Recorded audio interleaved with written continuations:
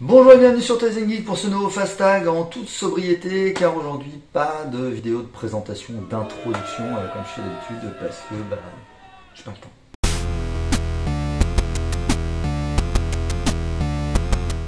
Et du coup aujourd'hui je vous parle de Twilight Inscription. Twilight Inscription est un jeu de James Niffen, édité par Fantasy Flight Games, distribué par Asmodee pour 1 à 8 joueurs pour des parties de 90 à 120 minutes. Et oui, c'est très long. Twilight Inscription du coup est un jeu tiré de la licence Twilight Imperium, qui est un classique, on va dire, du gros jeu de figurines. C'est des parties très très longues avec de la diplomatie, de l'affrontement, enfin voilà, donc c'est un gros jeu pour gros joueurs. Et du coup là c'est une version un petit peu plus light. C'est une version roll and write. Oui, alors c'est quoi le roll and write? C'est le principe de lancer des dés du coup, et les résultats de vos dés vont vous servir à cocher des choses sur une petite feuille ou à marquer des points, voilà, chacun dans son petit coin.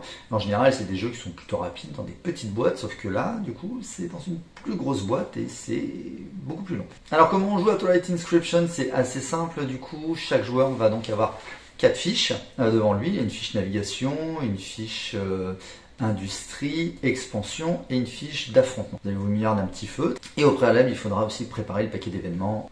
Une fois que tout ça c'est prêt, du coup on va pouvoir jouer et du coup on va donc lancer des dés. Alors non, on commence pas par lancer des dés, on commence par tirer une carte événement. Les cartes événements, il y a différents types de cartes événements. Il y a des cartes stratégie, il y a des cartes de guerre, de diplomatie et de commerce. Alors souvent au début de partie, quand vous allez tirer une carte, ça va être une carte stratégie. Les cartes stratégie vous indiquent donc des ressources en fait à dépenser. Et on va d'abord vous demander de choisir une fiche parmi les 4 que vous avez. Ça va devenir votre fiche active. Du coup, une fois que vous avez décidé quelle fiche vous allez utiliser, du coup, les ressources qui sont indiquées sur la carte, vous allez les dépenser sur cette fiche. Une fois que c'est fait, on va lancer les 3 dés noirs. Et ensuite, ces dés, en fait, les ressources qui vont être indiquées sur les dés, c'est des ressources que vous allez pouvoir dépenser sur la fiche, sur votre fiche active. Alors du coup, le principe du roll and write, donc vous allez donc lancer des dés et avec votre petit feutre, vous allez cocher ou entourer ou barrer des choses en fait sur la fiche active que vous avez choisie. Chaque fiche est donc différente et fonctionne différemment. On va parler d'abord de la fiche de navigation. La fiche de navigation du coup représente plein de petits systèmes avec des planètes et des routes. Du coup, comme vous avez la ressource qui vous permet d'explorer, du coup, vous allez tirer un trait d'un système qui est déjà exploré ou revendiqué et vous allez du coup avancer dans le système. Quand vous avez les ressources qui permettent de revendiquer des systèmes, vous allez pouvoir entourer une planète que vous avez explorée. Selon les pointillés qu'il y a autour, donc il y a en général les petites planètes en fait, ça peut être par exemple des commodités ou des ressources, etc. Enfin bref, vous allez donc l'entourer et vous allez tout de suite pouvoir la cocher en fait sur une autre fiche. Et quand c'est des avantages, du coup, c'est les planètes que vous allez revendiquer, il y a un avantage dessus, c'est pas à dépenser maintenant, vous pouvez le garder pour plus tard et le dépenser quand vous en aurez besoin. Ensuite, on passe à la fiche expansion. La fiche expansion, du coup, représente des planètes. Et ces planètes, du coup, il va falloir dépenser des avantages que vous avez récupérés en général sur la navigation, enfin l'exploration, pour pouvoir justement débloquer ces planètes-là. Et ensuite, sur ces planètes, il y a des petites icônes. Et donc, avec vos ressources, vous allez pouvoir cocher les icônes selon les résultats que vous avez sur vos dés. Et vous allez pouvoir gagner des avantages selon si vous remplissez une ligne entière ou une colonne entière. Sur cette fiche, il y a également des docks que vous allez pouvoir aussi acquérir.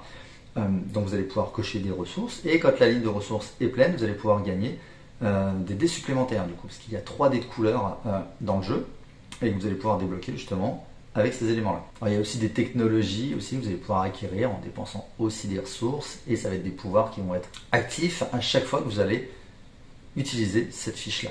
Ensuite, on a la fiche industrie. Alors la fiche industrie, du coup, fonctionne différemment, bien sûr. Il y a toujours plein de petites icônes, une espèce de dessin d'icônes comme ça. Donc en fait, ça commence en fait avec une croix au milieu. Donc avec des ressources, vous allez pouvoir détruire des cases. Alors oui, c'est pour détruire des cases. Mais vous allez pouvoir aussi revendiquer des cases. En fait, on peut revendiquer des cases seulement quand il y a des cases de détruites. C'est-à-dire que pour revendiquer une case, en fait, il faut qu'elle soit forcément adjacente à une case détruite. Donc il va falloir se créer une espèce de petit chemin comme ça, avec des icônes autour que vous allez vouloir revendiquer, parce que tout ce qui est adjacent en fait à une case détruite peut être revendiqué. Et donc en général sur cette grille là c'est souvent des commodités, donc les commodités en fait c'est ressource. Donc vous allez pouvoir cocher en fait sur le bas de votre feuille en fait les différentes commodités et en faisant des lignes, du coup ça va vous permettre de débloquer des ressources mais aussi des points de victoire. C'est sur cette fiche aussi qu'il va y avoir les votes. On vote. Moi je vote et je dis bluff. Avec différentes ressources que vous allez pouvoir récupérer sur les autres fiches.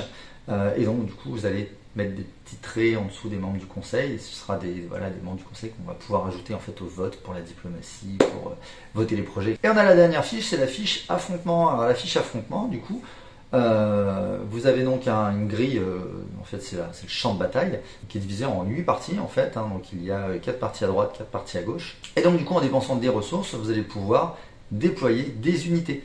Les unités en fait c'est des formes, en forme de croix, en forme de T, etc. Que du coup vous allez pouvoir dessiner sur votre grille, et quand ça relie certains endroits en fait, ça va vous permettre de débloquer des avantages, de récupérer des points. Et lorsque vient une carte événement guerre, Un tour, c'est la guerre. c'est là où ça va rentrer en jeu. Puisqu'en fait vous allez comparer en fait votre force avec votre voisin de droite et votre voisin de gauche. Donc en fait sur votre colonne de droite, vous allez compter le nombre de petits points que ça représente en fait les unités que vous avez donc construites. Vous allez donc comparer avec votre voisin de droite. Si vous êtes plus fort que lui, si vous avez plus d'unités, vous allez gagner l'avantage et lui il va perdre un point. Alors pareil, sur chaque fiche, il y a des technologies à débloquer qui vous permettent d'avoir des avantages à chaque tour quand vous activez bien sûr la fiche en question. Donc au fur et à mesure du jeu, donc on tire des cartes événements, il faut choisir des fiches qu'on va devoir activer, mais du coup il va falloir activer les bonnes fiches aussi au bon moment. Il va bien falloir réfléchir en fait à ce que je fais, comment je le fais. Ne pas se faire avoir sur les affrontements, parce que les cartes de guerre, on ne sait pas quand est-ce qu'elles arrivent. Donc quand elles arrivent et que vous n'êtes pas assez équipé, vous n'avez pas recruté assez d'unités, du coup vous faites avoir, donc vous prenez des malus. Donc voilà, donc c'est assez compliqué, en tout cas sur les premières parties, de savoir exactement où aller, savoir où se développer, mais du coup ça vient assez vite. Alors oui, il y a une multitude d'icônes, ça pique un peu les yeux quand on a les différentes fiches, on se dit oh là là, trop de choses. En fait c'est pas si compliqué que ça, c'est plutôt bien résumé, la règle est très très bien faite, et franchement au bout de 3-4 cartes événements, c'est vite fait, on comprend vite le fonctionnement et ça va très très vite. Alors ça va très très vite, c'est quand même minimum pour une partie solo, comme j'ai pu le faire, c'est 1 heure, pas moins. Donc du coup Twilight Inscription est donc un très bon roll and write qui change vraiment des autres roll and write qu'on peut avoir, où en général c'est des jeux qui sont quand même assez rapides, assez simples, où là on a quand même un jeu qui est un petit peu plus complexe, même si en fait le principe est assez simple, les dés en fait servent à tout le monde, les cartes événements, c'est écrit dessus, on sait exactement ce qu'on va faire. Toute la difficulté va être dans le choix de la fiche qu'on va activer et ce qu'on va y faire sur cette fiche. Sachant que des fois, suivant la fiche qu'on choisit, le résultat de dés en fait pas forcément optimum, du coup, c'est pas forcément ce qu'on avait envie à ce moment-là.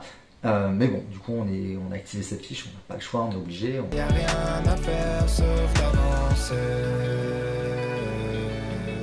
On fait avec et on s'adapte. Alors même si les cartes événements sont toujours les mêmes, on va les retrouver pas forcément toujours dans le même ordre, mais toujours les mêmes. Du coup, ça peut donner une petite impression de jeu un peu répétitif comme ça.